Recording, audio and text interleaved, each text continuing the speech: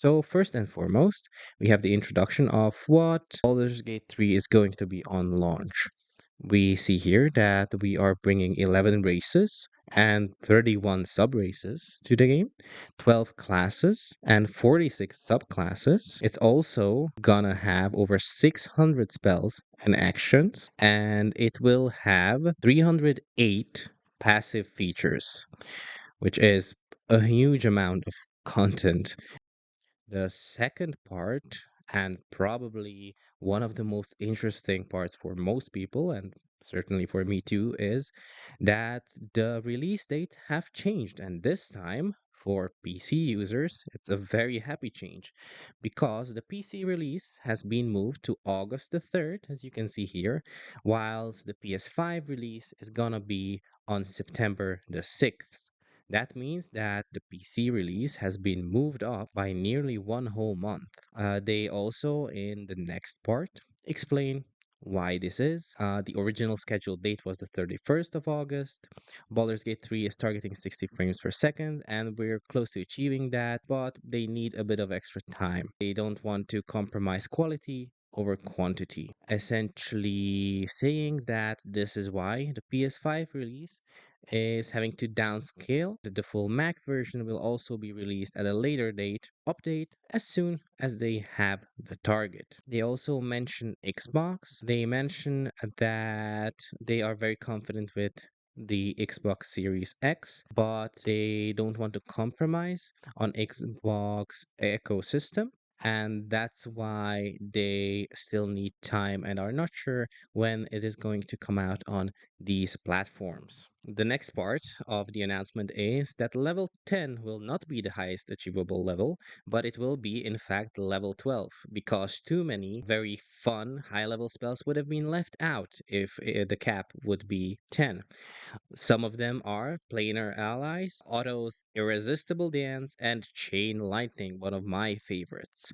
This is great. This still gives opportunity for an expansion with higher levels, but as they say, some of the great spells would have been really left out if it was only 10. Another very important part of the announcement is new races, namely Dragonborn and Half-Orc. Dragonborns, hailing from the Toril distant sister world of Abair, are rare in the realms and they're hard to miss. Hulking in size next to any other humanoid creature, they bear the unmistakable mark of their draconic heritage, with chromatic and metallic scales reminiscent of the majestic dragons from which they trace their lineage. Dragonborns, in general, are considered to be very, very strong physically and also have resistances depending on which dragon they'll hail from. So, what kind of color dragon they're from. Like silver dragonborns, as you can see here, are cold damage resistance, while red dragonborns are fire resistant. Baldur's Gate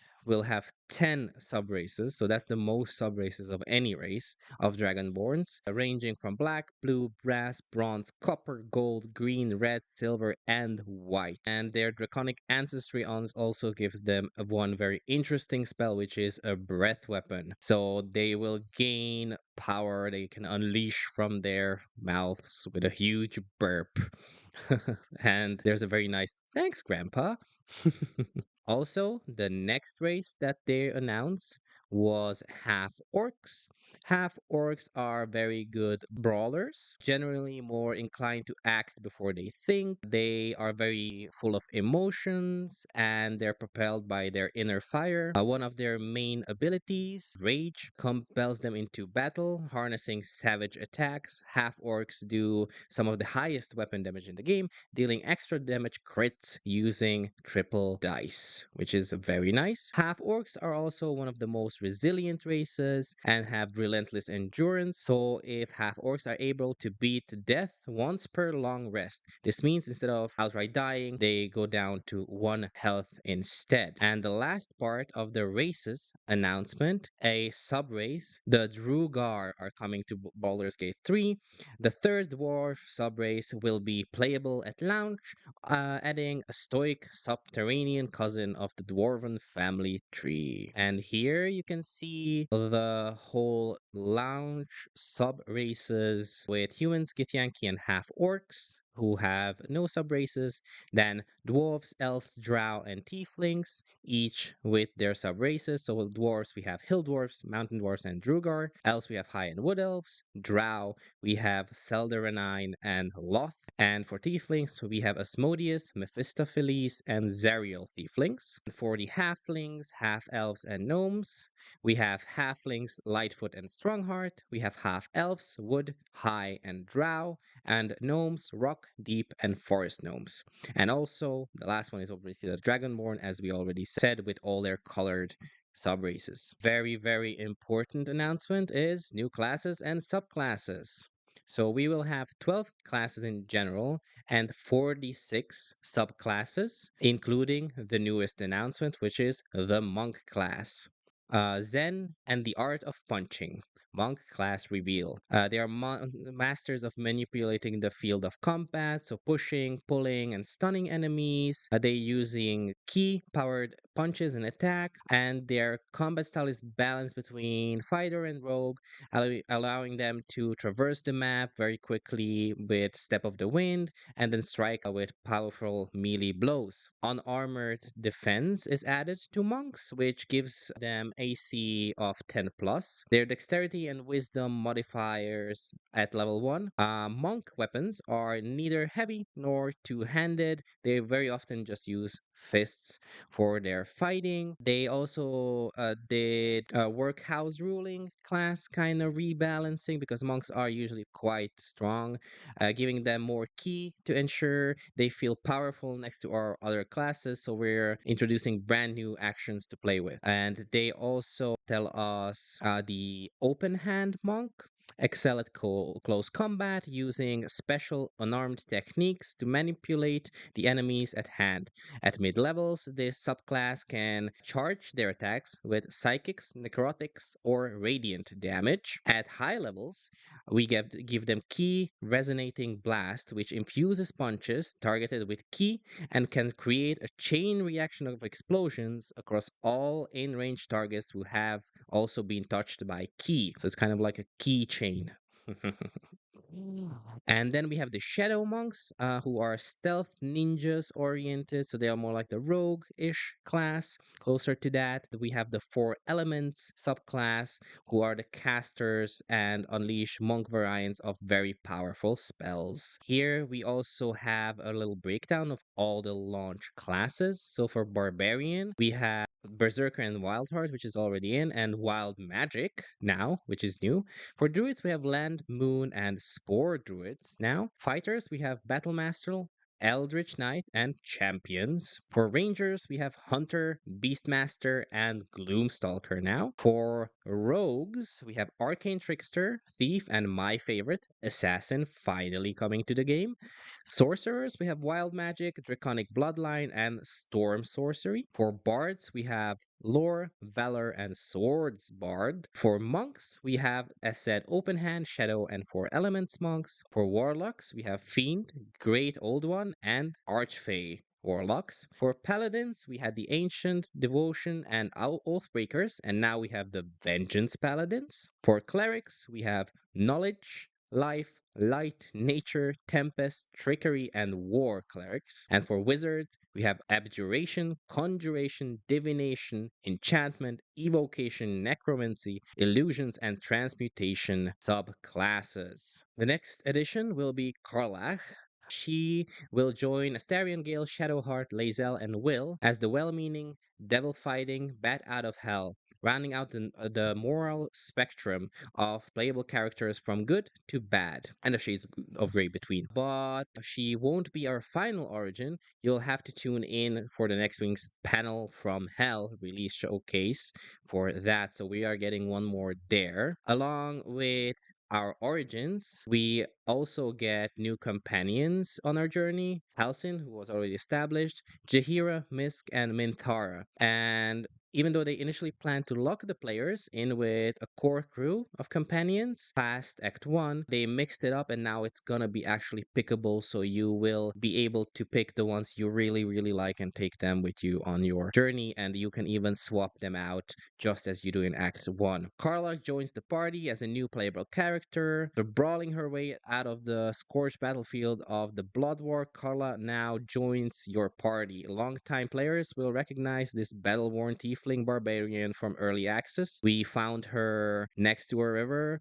There's a little quest where there's a few hunters coming after her. She's injured, and you can either kill the hunters or kill Karla. Obviously, if you kill the hunters, Karla essentially thanks you, and then tells you to meet her in Baldur's Gate.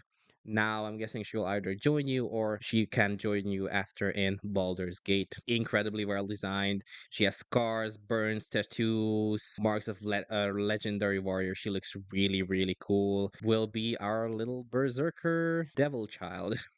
And as a little present from the Archdevil, she makes her a beast in battle, but if she gets too worked up, she'll destroy anything she touches, including you. So definitely a Berserker class. A little part of the announcement was finding your feats.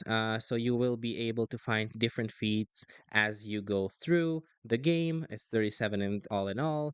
We have Actor, Alert, Charger, Crossbow Expert, Dungeon Dweller, Durable, Elemental Adept, Heavy Armor Master, Lucky, Mage Slayer, Medium Armor Master, Observant, Performer, Full Armor Master, Resilient, Ritual Caster, Savage Attacker, Sentinel, Sharpshooter, Spell Sniper, Tavern Brawler, and Warcaster.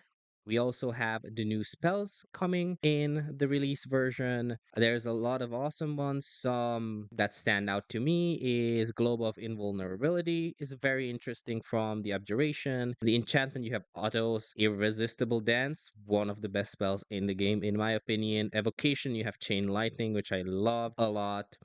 From Conjuration, you have Conjure Elemental, which is always fun to have your little pet, or Wall of Thorns, which I'm guessing is going to be Halsin's ability.